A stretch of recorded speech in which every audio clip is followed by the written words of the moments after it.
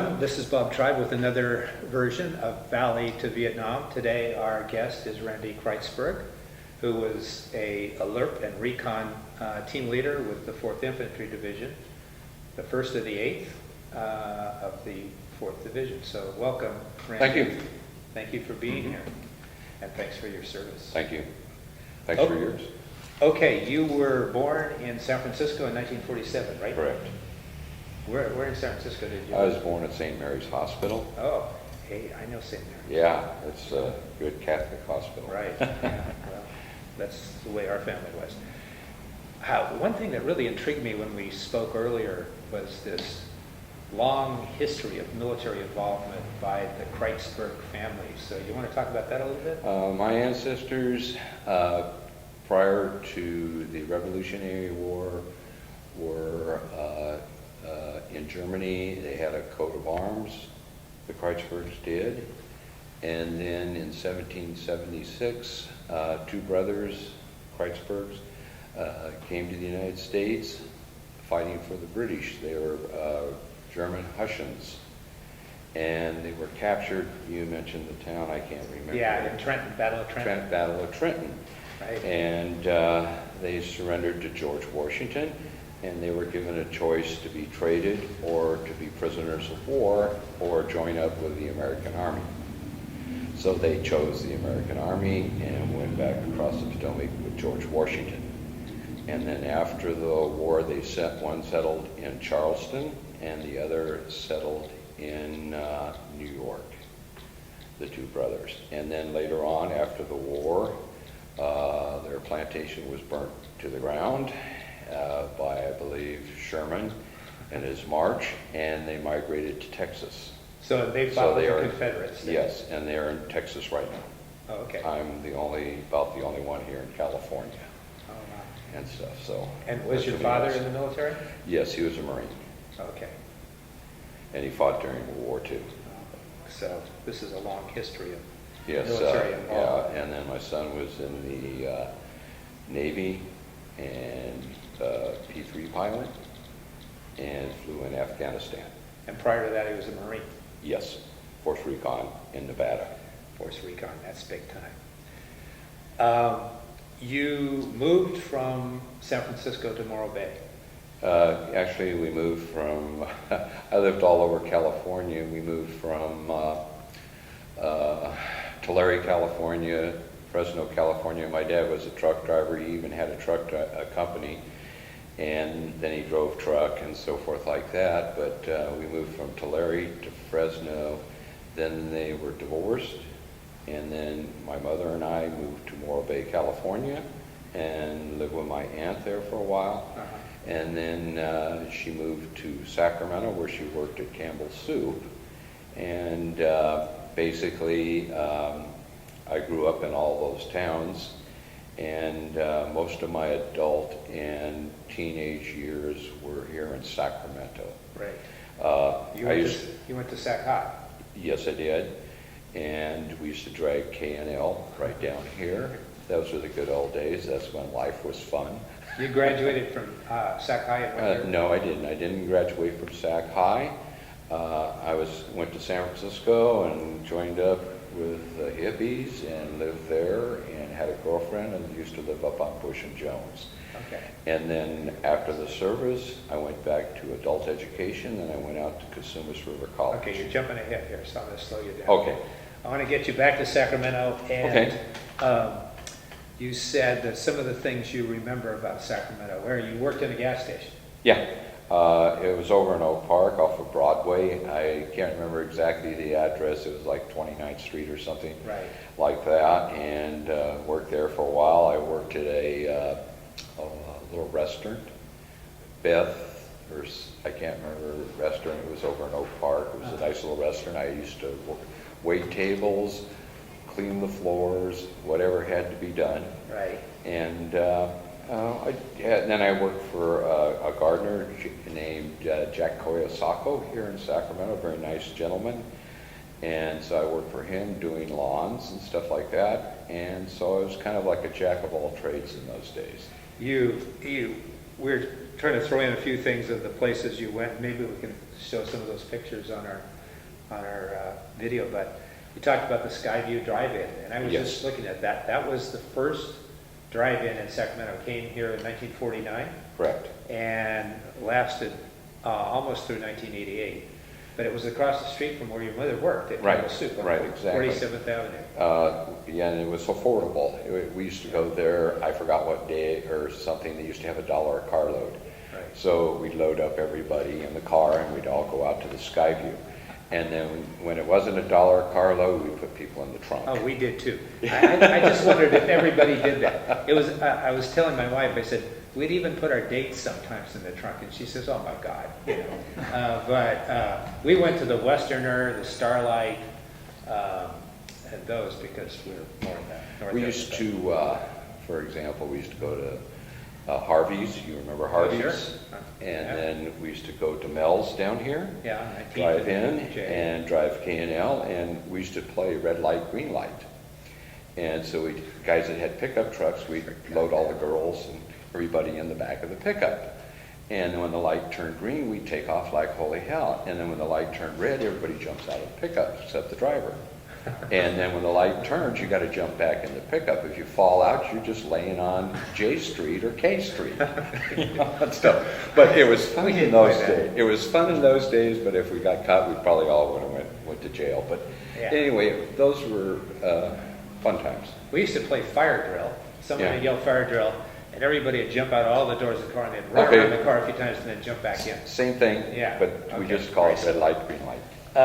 But you know, I remember K Street headed west, and both J Street and L Street headed east. So you'd go down and cruise down K, and then you'd swing back on L.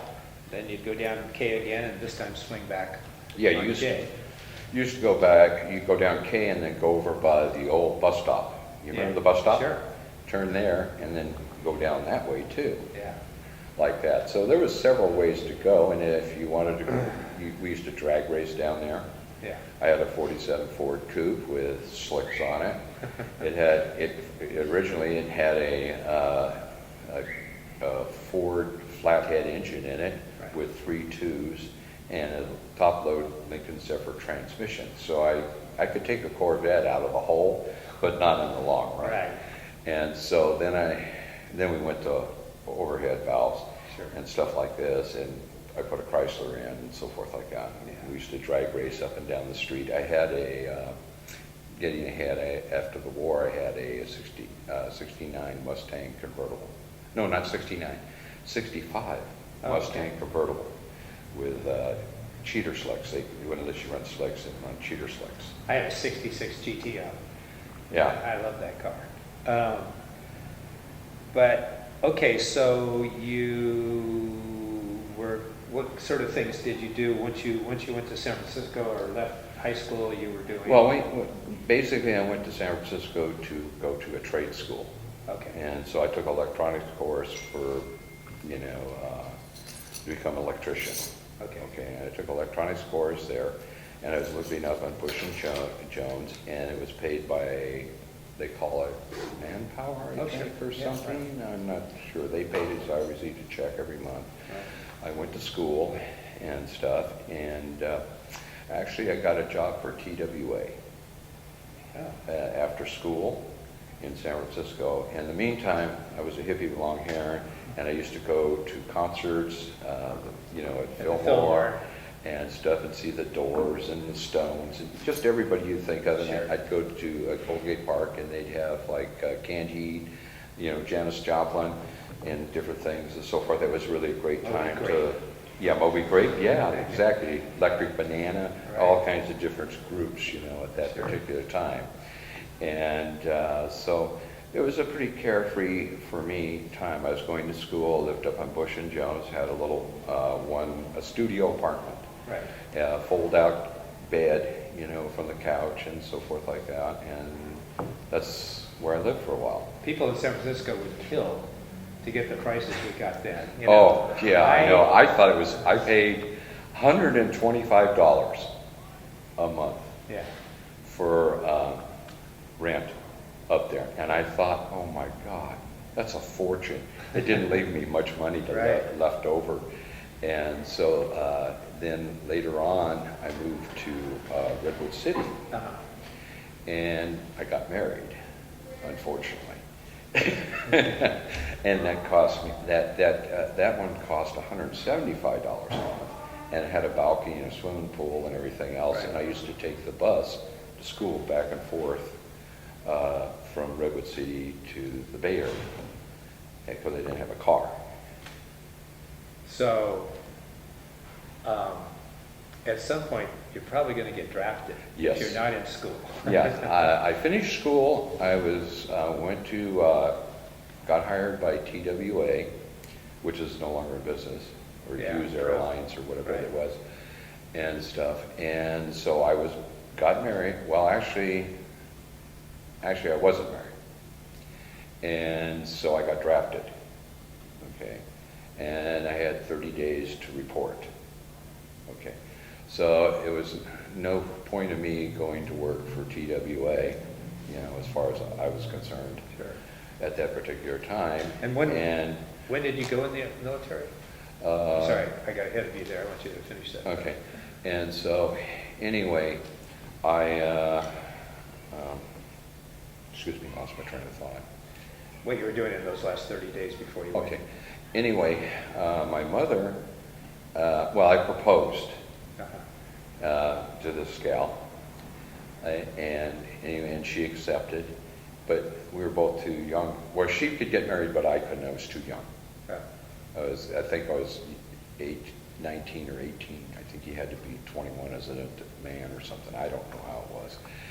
And so anyway, to make a long story short, she said yes, and my mom felt sorry for me, so she said yes, because I might get killed in Vietnam. Right. So she goes, oh, he needs to get married. So we went to Reno, got married in Reno, and came back. And so, lived there, and then I went into service. When did you go into service? Everybody remembers that day.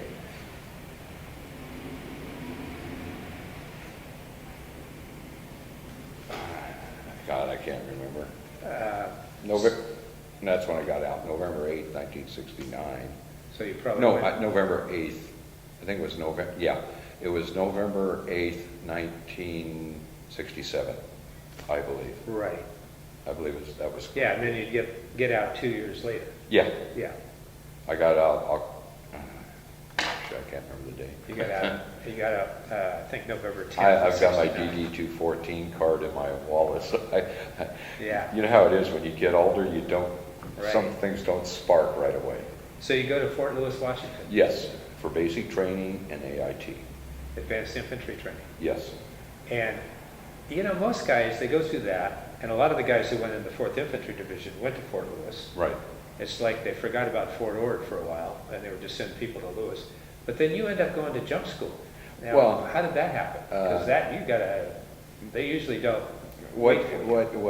it was at that particular time, that's when, I don't remember exactly who was president at that particular time, but that's when they were LBJ. increasing the troop people over in Vietnam, the amount of troops, they were increasing the size. So what happened was that made a lot of schools available because they didn't have the personnel to fill the classes.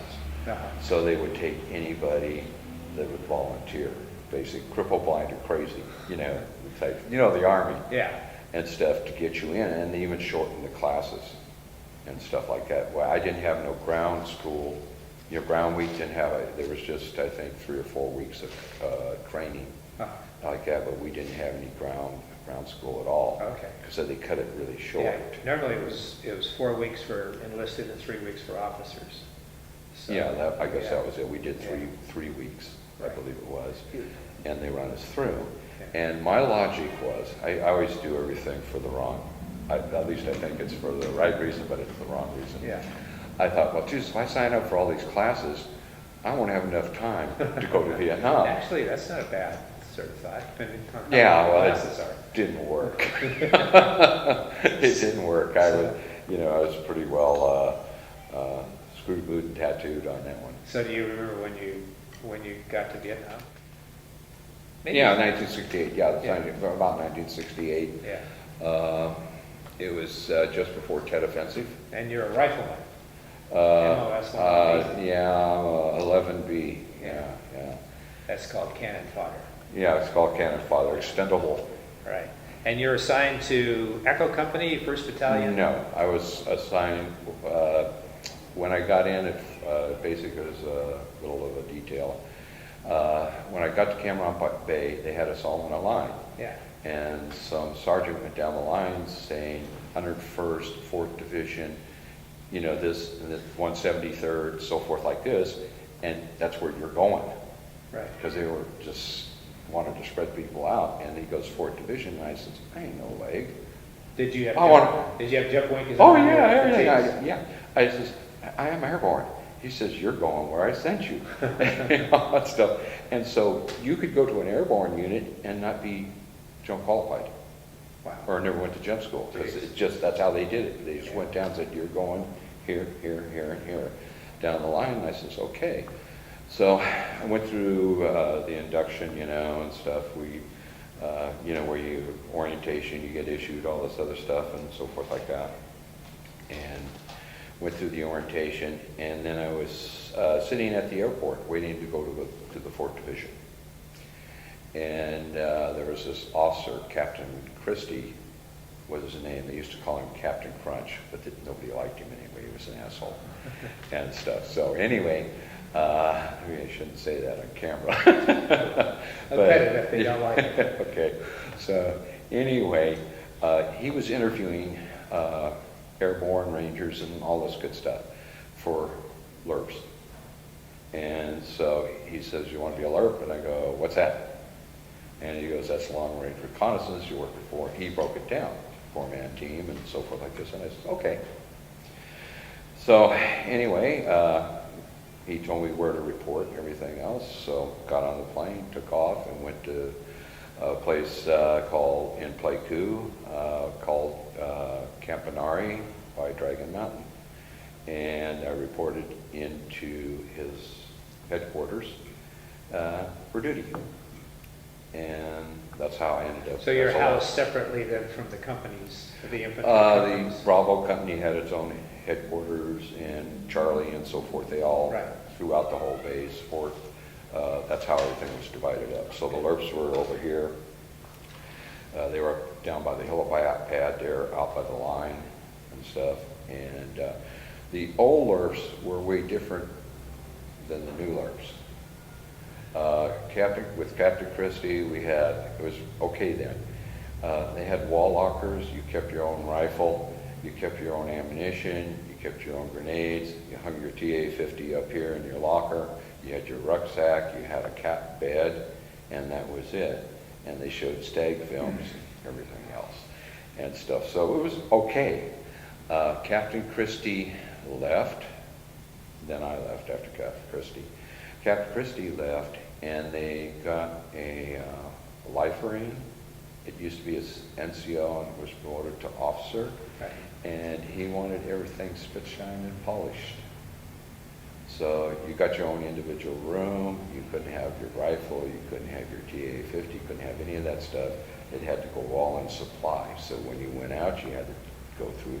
You had to have short hair. You had to have everything was spit, shine, and polished. Right. No When I was in, yeah. boots were, you know, you didn't polish your boots.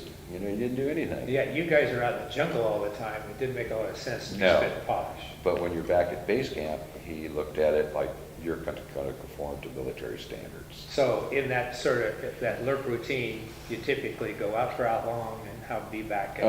Basically, the bottom line is you're CA'd out. That means transported by helicopter to an LZ, which is designated in your briefing. Right. And usually it's like 4 grid squares or something like that. That's what they call a click. And to recon this area, basically by foot.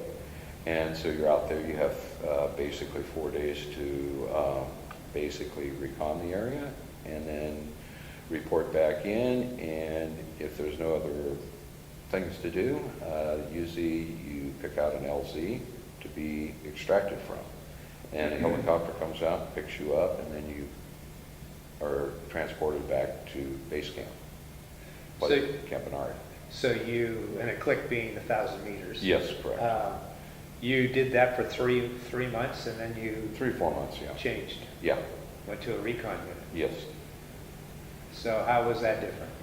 Well, in a sense, lurps, I just explained. Right. Recon, the unit I was with Echo Company, basically a company is usually about 99 men and stuff, but Echo Company was probably probably about 21 men at the most was a company.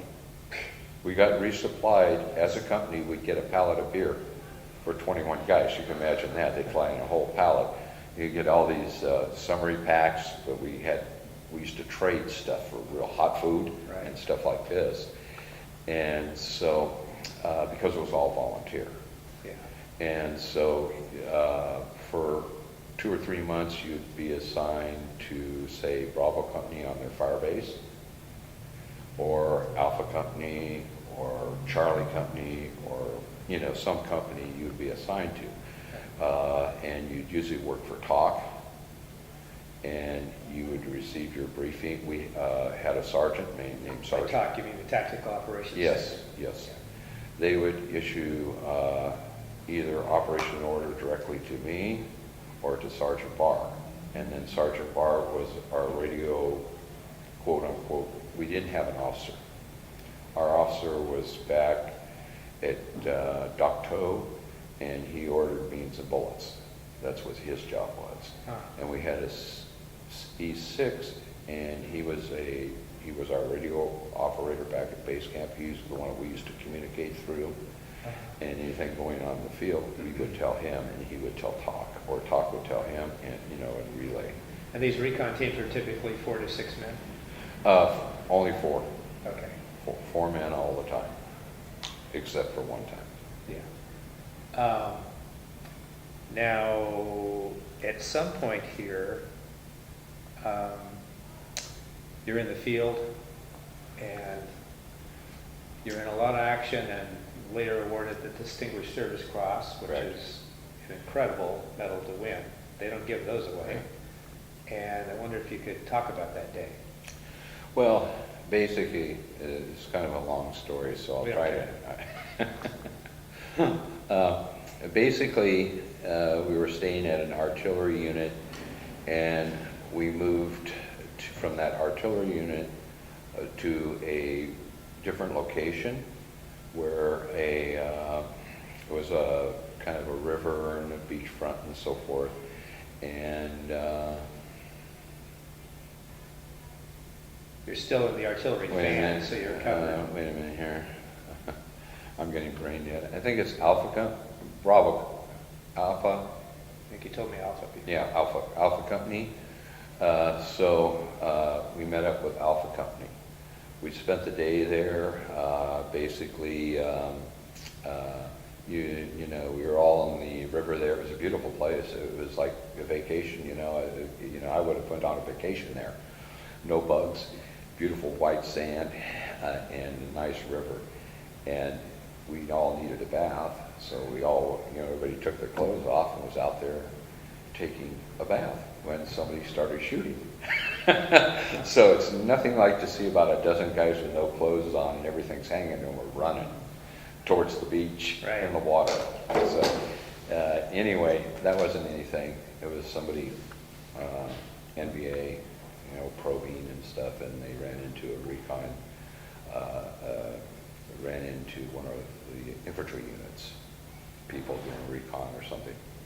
And so anyway, they ran off or they killed them, I don't remember which one. We spent the day there, and the next morning I was called in for a briefing. By the It was company out by the company commander, and the Alpha Company was getting ready to move. And so Sergeant Barr was there, I was there, and so he briefed me on, well, I want you out so far, and I want you to do this and this and this. And we had a disagreement. Well, it wasn't a disagreement. Basically, he wanted you 1,000 meters out. Well, at first, Okay. You're getting ahead of me. All right. Basically, there was a disagreement. So Sergeant Barr says, well, just go ahead and do what he wants and do your own thing. And so I went out, and he wanted me 1,000 meters from the company. And so I went out 1,000 meters from the company, but I wasn't going to walk in front of them. I went up on the ridge so I could look down on the company down here, because I'm only a 4-man team, and I didn't want to die. Right. Because they make more noise than cars got liver pills. You know, they know you're coming. Yeah. And a lot of times the NVA, which they did, will open the door, let the point element through, Sure. then close the door. And A Company was moving behind you down Yes. the valley? Not in the valley, Well, but, just just moving. Lower than. But I had moved up on the ridge Yeah. like this, and I was going across the ridge here on this side of the ridge. So I was pretty much covered. You know, I could see what was going on down below. I could see the Alpha Company moving. So far, there was a perfect position to do my reconnaissance and to keep an eye on the company. And so, anyway, that day went on. I was radioed, told to come back in when it was getting towards dawn. And so I came back in with the company. And next morning, we slept there. Next morning, I got up, went talked to the captain. He was a little pissed because I wasn't where I was supposed to be and stuff. And so we got in a heated argument about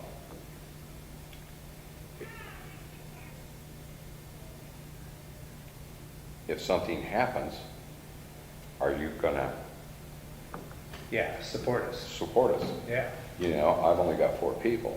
right. I can't, I might not get back. Yeah. He says, I guarantee you, I promise you, I will. Catch up to you if you're in trouble. Yeah, you know, exactly. So I agreed. Yeah. I moved out, I was 1,000 meters out. As we moved along, we came to a B-52 crater. Uh-huh. I spotted a canvas down in the crater with dirt over the top of it, because evidently a B-52 bomb had fell there, 1,000-pounder or whatever, and exposed the top of a tunnel Uh-huh. and stuff. And the NVA had put a canvas or something over the top of it, and threw dirt over the top of it to camouflage it so you wouldn't see it. But I seen the piece of canvas that was exposed. And so I radioed that back in, and we took a break for lunch. And I radioed back in that I could smell dead bodies, because I know what dead bodies smell like. And it really was reeking of dead bodies, because that area, our original assignment was to do a recon of a arc light. They had thrown through that area and arc lighted that whole area, and so they wanted us to go in and do a reconnaissance on all the way in there to see how many people they killed or whatever. And That was the original mission before. Stop for a minute.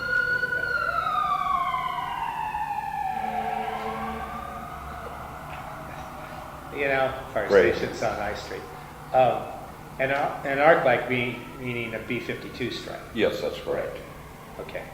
So, They call it carpet bombing now, they Yeah. call it other things, but it's quite devastating, and it works very well on bunkers and positions that are dug in. sure. Okay, so you're still out there. Okay, so anyway, I had talked to the Sergeant Barr, and I told him what I'd found and so forth, and he relayed everything to him. Right. And so we were at a certain position there, and I crossed this valley plain. There's a clearing, and on the other side, there's like a ridge going up. So we crossed the clearing with no problem. And as we were going along the side of the ridge, or the mountain here, and then it slopes down like this, the my point man yelled "Googs," and He got hit. no. Oh. Basically, they were online and attacking Oh, the company. They were going after the company. Like I said, they opened and closed the doors. They could care less about us. right. And so they turned and were online. They had RPGs and machine guns and everything, but they were heading towards the company. They were getting to cross that clearing that we went across, and right on the other side was the company. And so we cut loose. Opened up on him. Yeah, it was a terrible firefight. We took out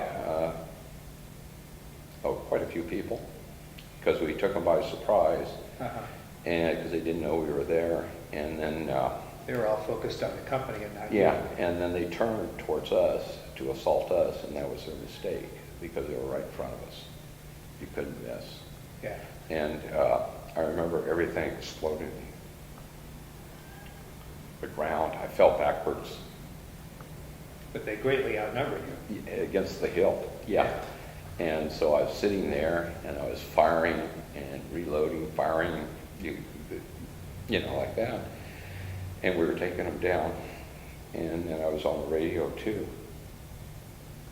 Calling in air. No, letting the company know what was Okay. going on, like this. And so after everything settled down, I checked it. Everybody was alive. Nobody had any holes in them. Thank God. I don't know how anybody didn't get hit. Yeah. Because we were, you know, walking in single file, 4-man. And we probably had maybe 15 meters, maybe between, not 15 meters, 15 feet between each one of us Uh-huh. when we were fighting. And nothing hit us. The whole jungle was blowing up. Wow.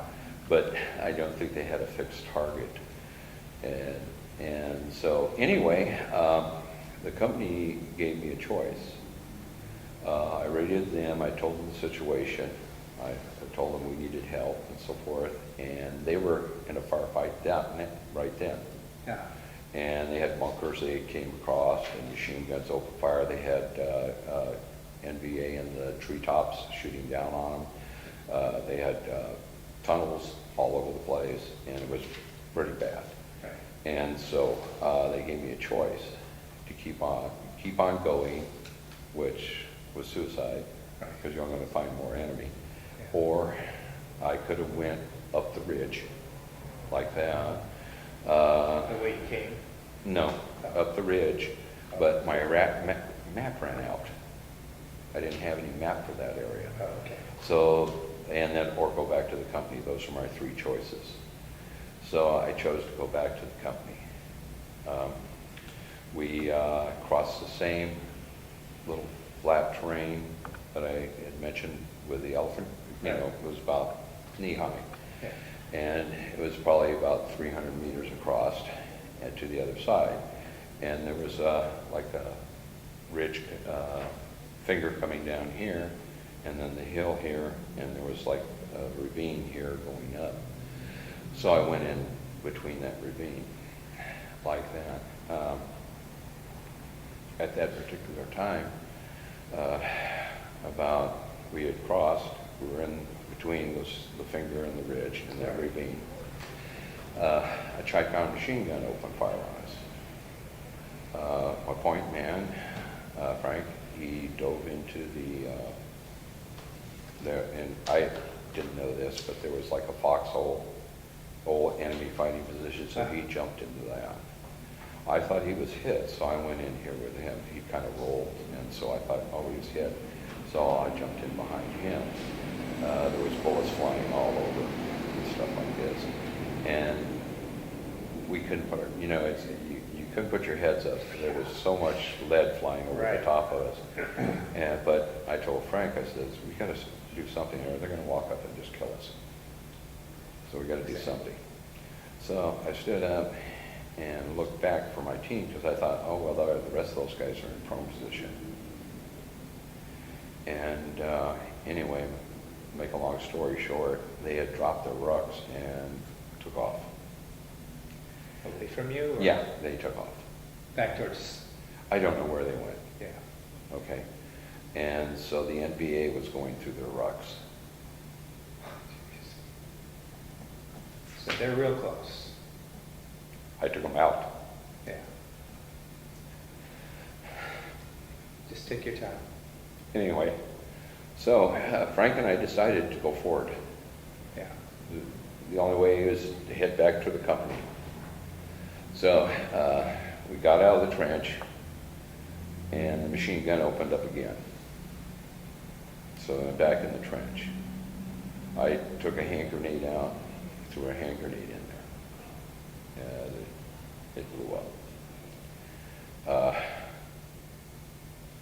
So you took out that machine gun.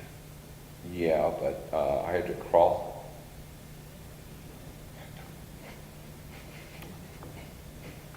It's okay, just take your time. Because you don't know they're not dead. Right. Because you can't see nothing. It's a fighting position. Yeah. So I crawled up there, and there was a few of them still alive. I told you about the K bar. Yeah.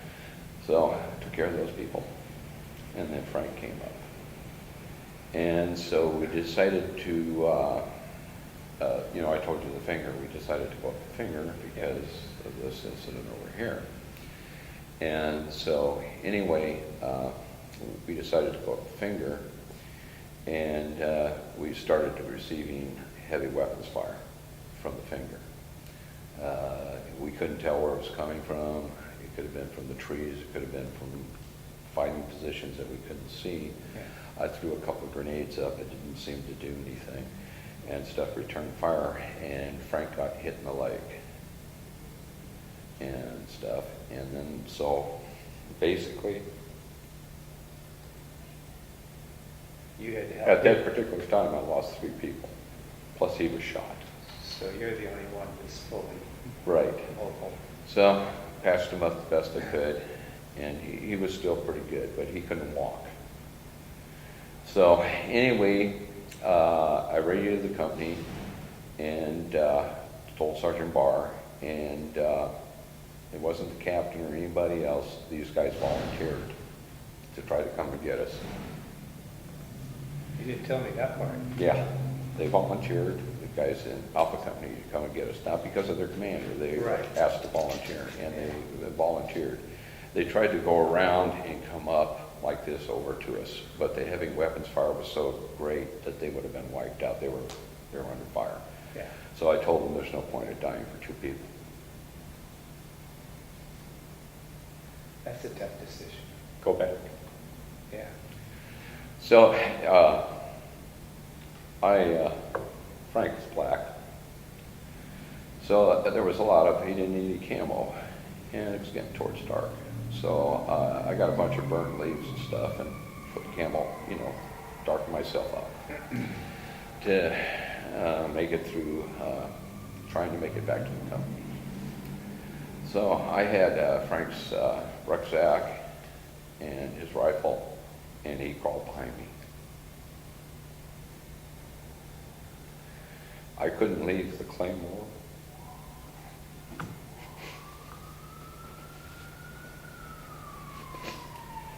You couldn't leave a claymore behind you. No, I couldn't leave it for the enemy Yeah. to kill. Right. So good. No, I told you 100% sucks. Yeah. Anyway, make a long story short, we got quite a way up that finger, and I know a little Vietnamese, and the guy said,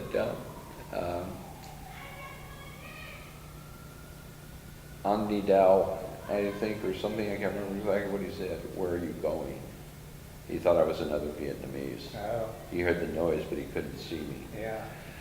And I opened fire, and they launched grenades. And one took Frank's arm off. Okay. And so he was in bad. He had a bullet in his leg, shrapnel up here, and his arm was gone.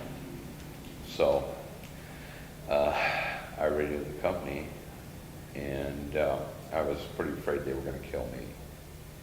I think I was the enemy trying to get back Right. into the position there. One of the guys volunteered to come out from the position to meet me halfway in the jungle.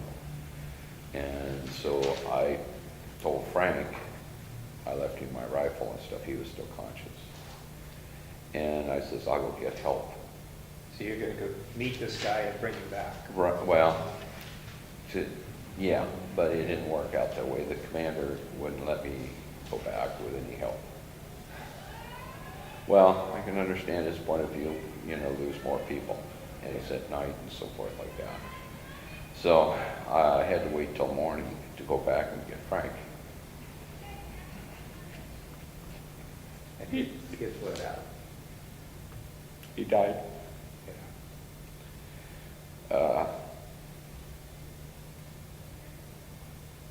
Basically, a helicopter spotted him, you know, and they said he was still alive, but he wasn't. Yeah. And so by the time I got there, he was gone. So we recovered the body and took it, they CA'd it out and stuff. And then my other 3 team members, Floyd Robinson, he was captured by the enemy and killed. They executed him. Yes. And the other 2? Made it back to Alpha Company after I was gone. Wow. They you know, they made it back. They're pretty tough people. Yeah.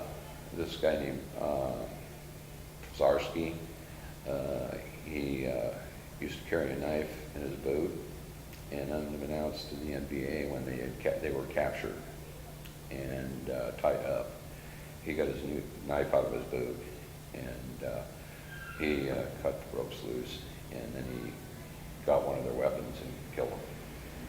Otherwise, he would have been killed along Yeah, with- they would have all been killed, Yeah. yes. So they made it back to the Alpha Company, and they were CA'd with the Alpha Company. Frank's, his body's still missing. Floyd Robinson, his body's still missing in Vietnam. He's missing in action. They never recovered his body. Right. So after this happened, how much time did you have left in the field? Actually, not much time, actually. You're almost done. I extended for, well, I wasn't almost done, but anyway,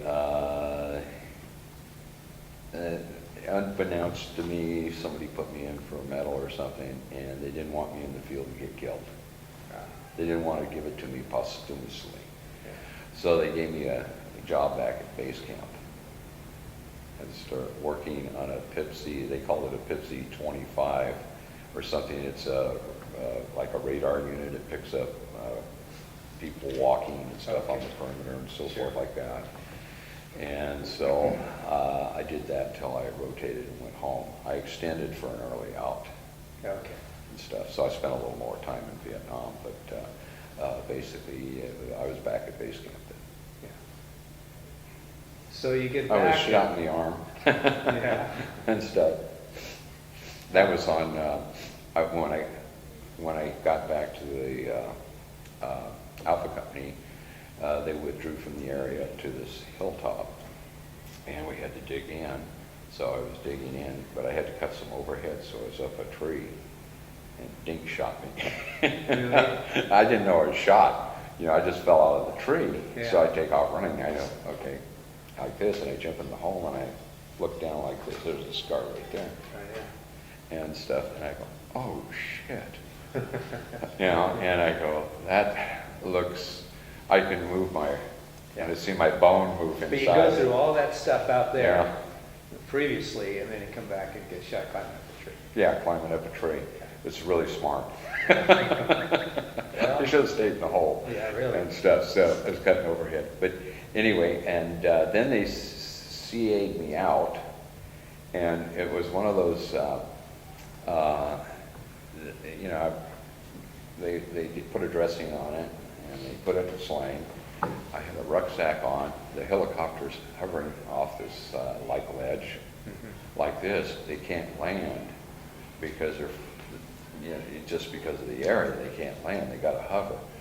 So I got to run and jump and hook the slick with my arm and lock it in like this. You mind, this is shot, you know, so you can't use this one.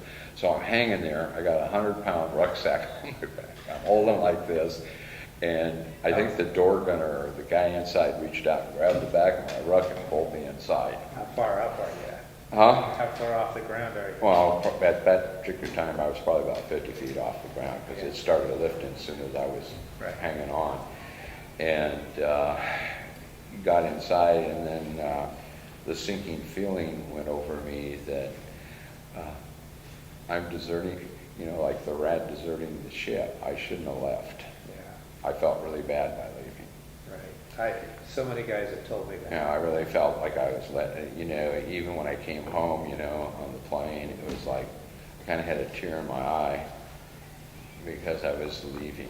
Yeah. You know, and I should have been happier than a bug in a rug, you know, but I wasn't really happy. Oh boy. So was it a big adjustment to come back and be a civilian?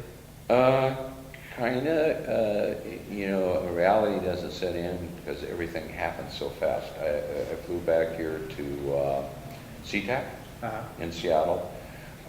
Basically went back to Fort Lewis, my old home, and stuff. And I went through processing. They do your dental and everything else and stuff. It's fairly rapid like this, and they give you a ticket back home. And so that was very,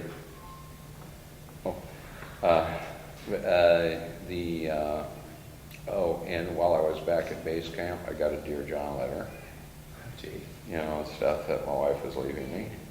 Well, that's what happens when you know, hook up with someone just before you I know gone some people are lucky to be alive. Yeah. So anyway, I was in Fort Lewis. I processed out.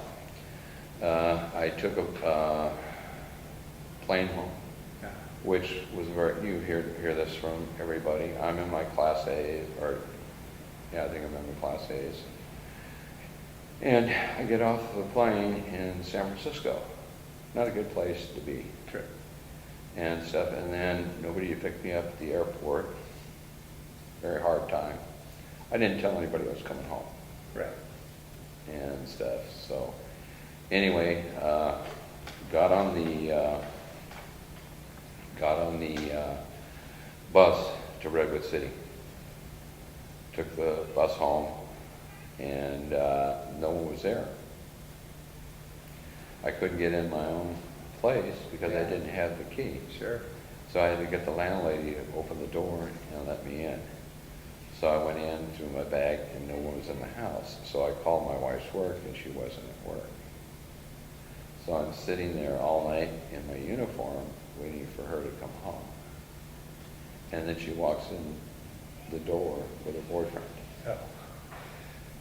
That's why I said there's a couple of people who are lucky they're still alive. Right. He did about face and ran, and she didn't know what to say. Yeah. So I stayed home. I stayed there for quite a while, didn't tell anybody I was home, and finally my mother figured out he's got to be somewhere. And so she came down and got me. So I ended up back in Sacramento. But life got better for you. Oh yes, through hard work. Yeah. And stuff. Basically came back. I went to college, but I had remarried along the line. And I had one, I think, did I show you the picture? Yes. Me holding my daughter. And so that kind of put the kibosh, you know, about a year and a half of college, and kind of went out the window because I had to go to work. Right. And stuff. I was drawing the GI Bill and working at Campbell Soup, but I just couldn't, it was just too hard. I just couldn't, and going to school, I couldn't manage all three. Mm-hmm. So I gave up school. And I said to myself, well, truck driving means my dad did it for years, it's good enough for me.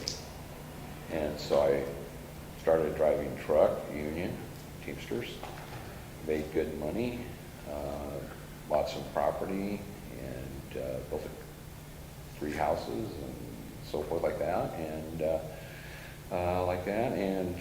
basically I draw a pension from the military. I draw a pension from Social Security and a pension from Teamsters. Teamsters Yeah. and stuff. So, yeah, I'm doing pretty good. But like I said, leadership, it has its consequences in life Sure.